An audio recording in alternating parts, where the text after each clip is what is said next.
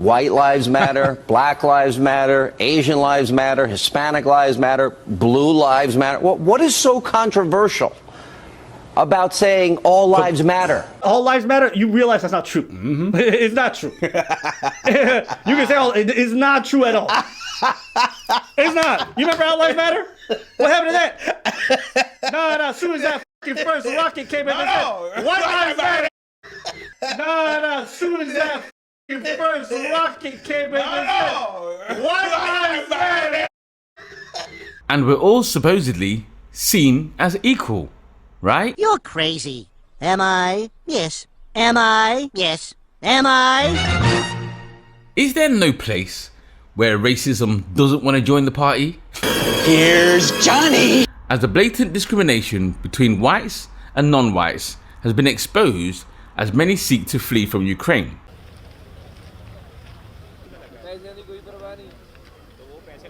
And it seems to me that all lives don't matter when they're... As many of the non-white immigrants were told to stay put, they were encouraging foreign students to stay in their place of residence. Yet some will claim that race and racism had nothing to do with this. So it is with the race grifters. Those who make a living from exposing and uncovering racism in all its manifestations. That's what he said. That's what he said. And the situations that we saw were about women and children first, and their attempt to cloak the racism in a gender argument. Now, the Ukrainians and their neighbours have a more traditional and I would say praiseworthy attitude when it comes to rescuing people from danger. Perhaps older British people might remember things like the Birkenhead drill. Does women and children first, when a ship is sinking and there's movement to the lifeboats, ring any bells? Feels amazing. I'll go.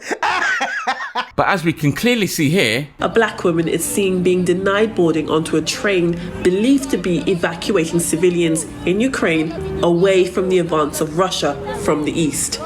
No verbal reason is given for the denial, but moments later, a white woman is allowed to board the same train. So that does that claim right there. And you know what? The racism doesn't stop there either, as the representation aspect comes into play. Exhibit number 3, CBS News, another American broadcaster. Their reporter is appalled by the war, not because there is death and destruction, but because it is happening in Europe. Like Iraq or Afghanistan, this is a relatively civilized, relatively European city where you wouldn't expect that or hope that it's going to happen. So Iraq and Afghanistan are uncivilized countries. Their people are uncultured. Their regimes are irresponsible. So they deserve war. They deserve hundreds of bombs and years of occupation. What about Ukraine? According to CBS, no. Ukraine does not deserve war or hardships because Ukraine is civilized.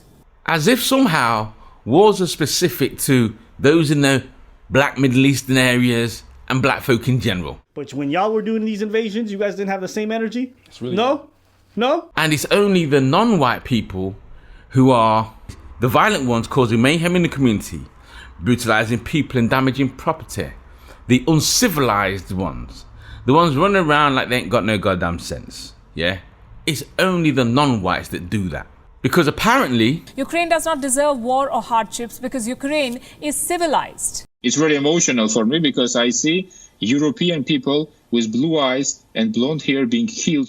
So therefore, it's okay to allow the non-white citizens to perish whilst Russia commit the atrocities they are doing upon poor Ukraine.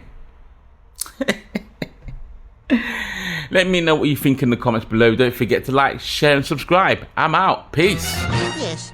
Am I? Yes. Am I? Yes.